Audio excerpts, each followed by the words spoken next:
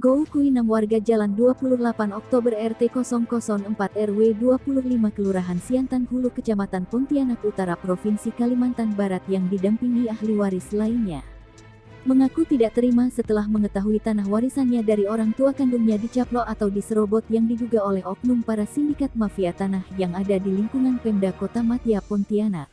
Tak langsung menyerah Gou Kui 6 dan ahli waris lainnya melalui kuasa hukumnya Andi Harun SH dan Suryadi melakukan langkah-langkah hukum. Kami, kata Gou Kui 6 selaku ahli waris, akan terus melakukan upaya hukum, salah satunya melakukan gugatan di Pengadilan Negeri Pontianak kelas 1A katanya. Jadi awalnya ini tanah sebelah di tahun 1927 dirinya surat asalnya dari kakek ini ke bapak ke anak ahli waris gitu. Tanah ini kita kan kalau alamat sekarang 28 jalan 28 alamat sekarang. Nah, kalau jalan dulu ini namanya Tarik Nanas. Jadi sekarang tanah ini kan di Siantan dulu. Letaknya di daerah Siantan. Itu beli atau memang asal pribadi atau tanah garapan? Tanah garapan dibeli oleh? Tidak dibeli tanah garapan. Itu Bapak punya surat menyuratnya kayak SKT. Ada. Itu waktu zaman itu kan masih ceplapak tuh. Iya. Bapak masih memiliki sampai sekarang. Bukan, itu Arab. Oh, itu Arab ya, Rawi.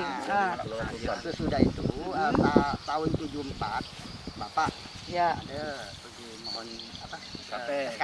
Dari camat. Ya. Itu masih ada pegang. SKT apakah sekarang sudah menjadi sertifikat, Pak? Belum, masih SKT. Nah, terus dari pihak lawan itu memiliki sertifikat. Dia sekarang memiliki sertifikat Atas tanah ini. Iya.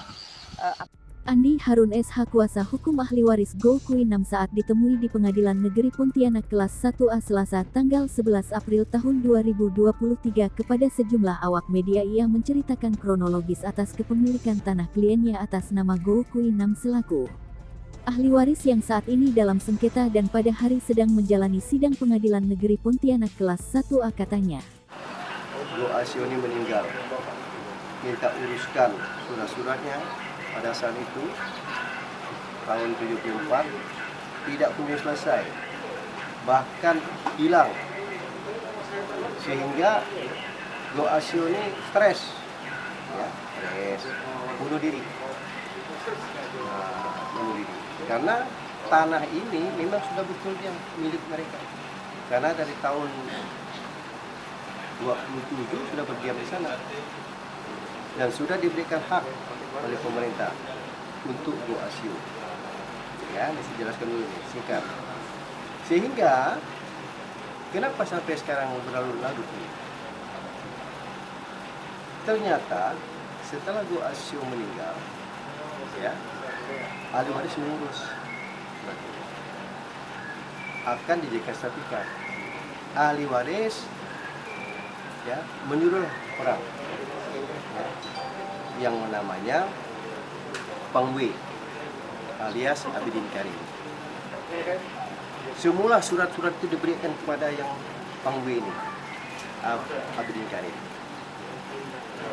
Kemudian ditunggu-tunggu oleh ahli waris, tidak juga muncul, tidak juga selesai.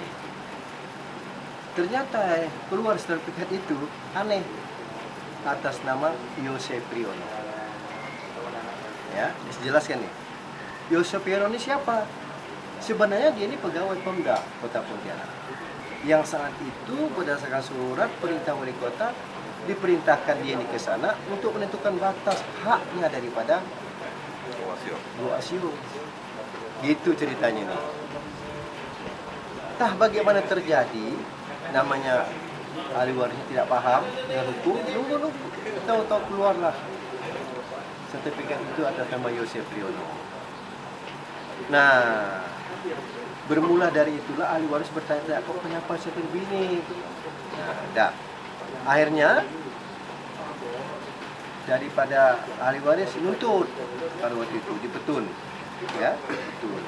Saya tidak tahu waktu itu bagaimana jalannya sidang betul. Kesimpulannya ditolak penuntutan daripada ahli waris ini, ya kan? Tahu-tahu lama-lama keluarlah lagi sertifikat ini jual beli antara Yose dengan Pang W Abidin Karim. Nah, keluarlah sertifikat lagi seolah-olah Yose menjual kepada Pang W Abidin Karim. Itu ceritanya.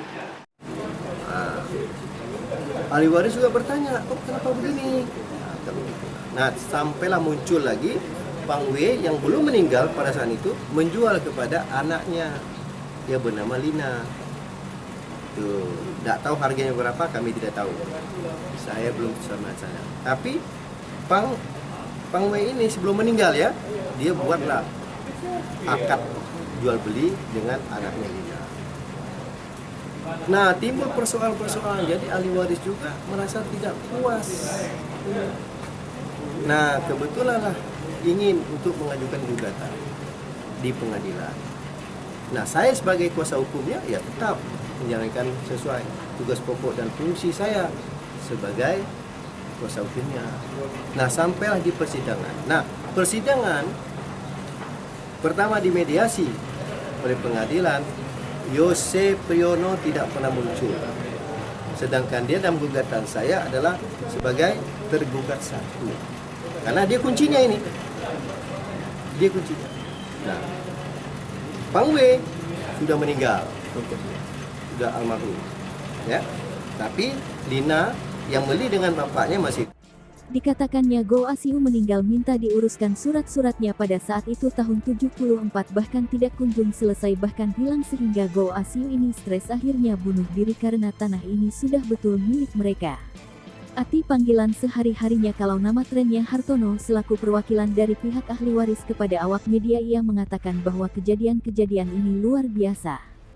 Jadi orang tuanya sampai meninggal oleh karena pengurusan tanah ini tidak selesai sedangkan mereka tinggal di situ dari tahun 1927 itu leluhur sudah tinggal di situ katanya. Sementara Ahkiani BA Ketua Umum Lembaga Anti Korupsi Indonesia, Legatisi, menyoroti kasus sengketa tanah yang saat ini dalam proses persidangan di Pengadilan Negeri Pontianak kelas 1A ia menjelaskan. Ahkiani BA Ketua Umum Lembaga Anti Korupsi Indonesia, Legatisi Indonesia.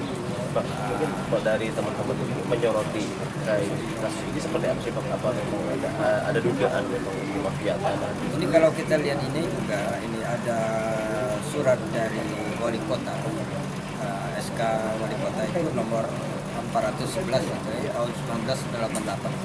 Nah itu menyangkut masalah pembebasan lahan, ganti rugi lahan, hak milik, hak garapan maupun hak gitu atau hak gitu di atas akses jalan jembatan Kapuas.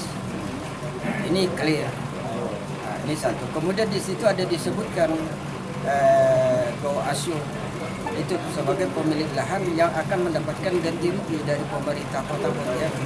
Itu jelas.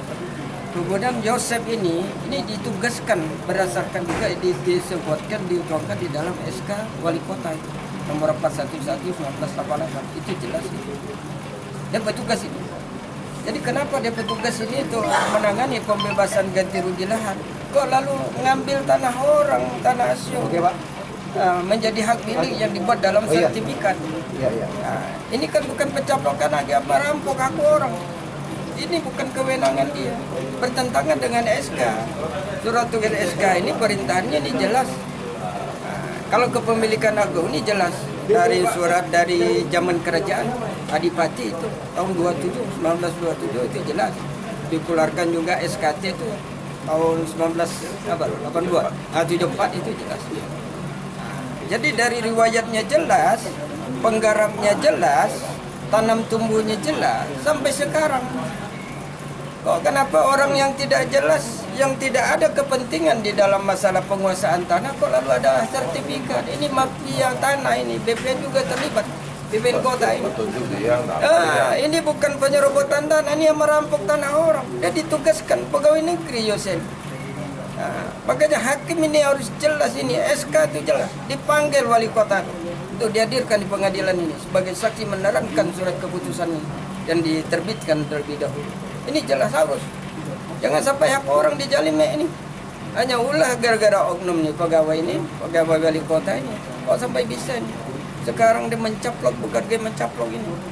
Nah, benar penyerobotan nih pasal 263 nih, penyerobotan tanah ini bukan penyerobotan, tapi udah merampok nih. Itu terjadi perampokan. Nah, ini negara nih harus, hukum nih harus tegak. Kita minta hakim harus tegak. Tidak boleh hakim lagi membuat materi gugatan baru lagi di pondok itu. Kalimantan Barat, Tim Media Kalbar mengabarkan.